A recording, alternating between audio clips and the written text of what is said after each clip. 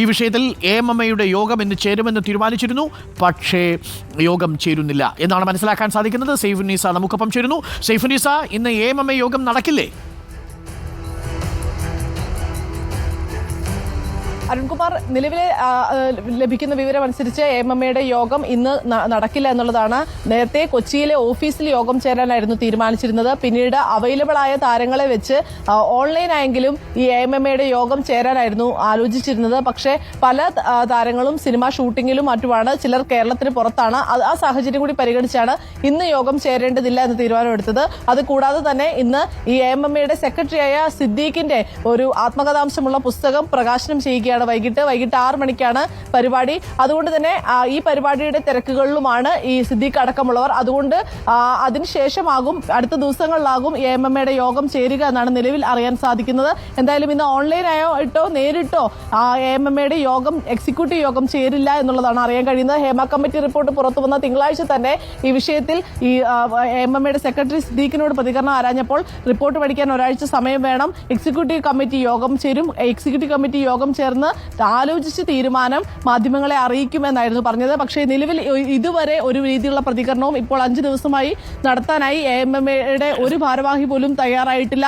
Executive committee അംഗമാകട്ടെ, secretary ആകട്ടെ, president ആകട്ടെ, joint secretary ആകട്ടെ, ആരും തയ്യാറായിട്ടില്ല എന്നുള്ളതാണ് പ്രധാനപ്പെട്ട കാര്യം. ഈ സിനിമാ മേഖലയിലെ വർഷങ്ങളായി നിൽക്കുന്ന ആളുകളാണ് ഈ സംഘടനയുടെ ഭാരവാഹിത്വം വഹിക്കുന്നവർ, പ്രധാനപ്പെട്ട പദവികളിൽ ഇരിക്കുന്നവർ. ഇവരുടെ എല്ലാം എതിരെ ആരോപണം ഉണ്ട് എന്നുള്ളത് പോലും റിപ്പോർട്ടിൽ പരാമർശമുണ്ട്.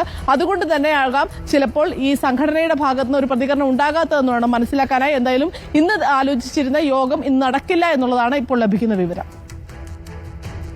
ഇതിൽ AMMA മാത്രമല്ല, ഫെഫ്ക പോലെയുള്ള സംഘടനകളും ഈ വിഷയത്തിൽ കമാന്നൊരക്ഷരം മിണ്ടിയിട്ടില്ല.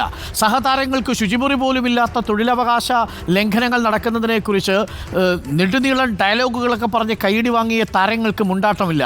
മാത്രമല്ല, ഇവരിൽ പലർക്കും ഇപ്പോൾ സംശയം ഉണ്ടാവുമല്ലോ സൈഫുന്നീസ, ഇതിൽ ആരുടെ കഥയിൽ പോയി മുട്ടി എന്നുള്ള കാര്യത്തിൽ പരസ്പരം മുഖം നോക്കിയിരിക്കുകയായിരിക്കും താരങ്ങൾ. എന്തായാലും AMMA പോലെയുള്ള ഒരു താരസംഘടനയിൽ നിന്ന് നമ്മൾ പ്രതീക്ഷിക്കുന്നതല്ല. മണിക്കൂറുകൾ കഴിഞ്ഞു, ദിവസങ്ങൾ കഴിഞ്ഞിരിക്കുന്നു, അവരുടെ സഹപ്രവർത്തകരുടെ ഇടയിൽ നടക്കുന്നതിനെക്കുറിച്ചുള്ള വിവരങ്ങൾ പുറത്തു വന്നിട്ടുണ്ട്. ഉത്തരവാദിത്തപ്പെട്ട സംഘടന കമാന്നൊരക്ഷരം മിണ്ടുന്നില്ല എന്ന് മാത്രവുമല്ല, പല അഭ്യൂഹങ്ങളും പരക്കുന്നുണ്ട്, പല സ്ഥാനചലനങ്ങളും ഉണ്ടാവുമെന്ന് കേൾക്കുന്നു. ഈ 15 അംഗ പവർ ഗ്രൂപ്പിനെ കുറിച്ച് ഒരാൾക്ക് പോലും അത് നിഷേധിക്കുന്നുമില്ല, അത് ആ അർത്ഥത്തിൽ വിശദീകരിക്കുന്നുമില്ല. പഠിക്കട്ടെ എന്നാണ് പറയുന്നത്. ഇനിയും എത്ര കാലം കഴിഞ്ഞ് പഠിച്ചാലാണ് ഇത് പുറത്തു വരിക എന്നാണ് മനസ്സിലാക്കുന്നത്.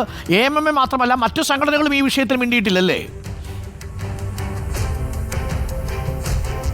അരുൺകുമാർ, ഇതിൽ എടുത്തു പറയേണ്ട ഒരു കാര്യം, ഒരു പ്രധാനപ്പെട്ട സംവിധായകനോട് നമ്മൾ കഴിഞ്ഞ ദിവസം സംസാരിച്ചിരുന്നു. അപ്പോൾ അദ്ദേഹം പറഞ്ഞത്, അദ്ദേഹം ഒരു സിനിമയുടെ സംവിധായകനാണ്, ആ സിനിമയ്ക്ക് മികച്ച നടിക്കുള്ള ദേശീയ അവാർഡ് കിട്ടിയ സിനിമയുടെ സംവിധായകനാണ്.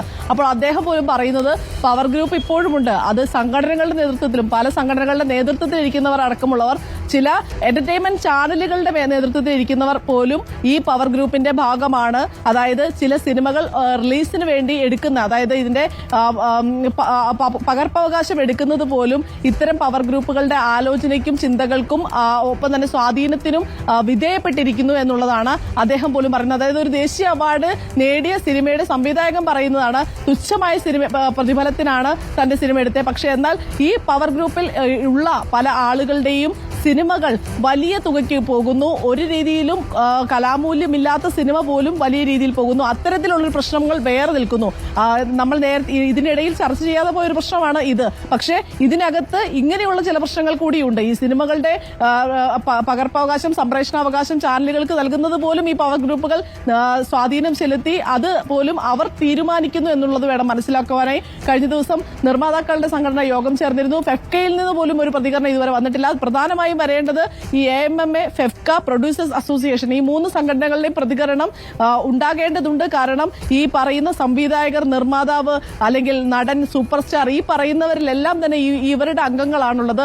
അവരുടെ ഭാഗത്തുനിന്ന് ഒരു പ്രതികരണം വരേണ്ടതുണ്ട്. പക്ഷെ ഇതുവരെ ഒരു സംഘടനയും പ്രതികരിക്കാൻ തയ്യാറായിട്ടില്ല. അരുൺ ചോദിച്ചതുപോലെ തന്നെ ഇപ്പോൾ എന്നെ കണ്ടാൽ കിണ്ണം കെട്ടതുപോലെ തോന്നുന്നു എന്ന് ചോദിച്ച് മറ്റ് സംഘടനകളുടെ നേതാക്കൾ അങ്ങോട്ടും ഇങ്ങോട്ടും സംസാരിക്കുന്നത് പോലെയാണ് നിലവിലെ സ്ഥിതി എന്ന് വേണം പറയാൻ കൊച്ചിയിൽ നിന്ന്.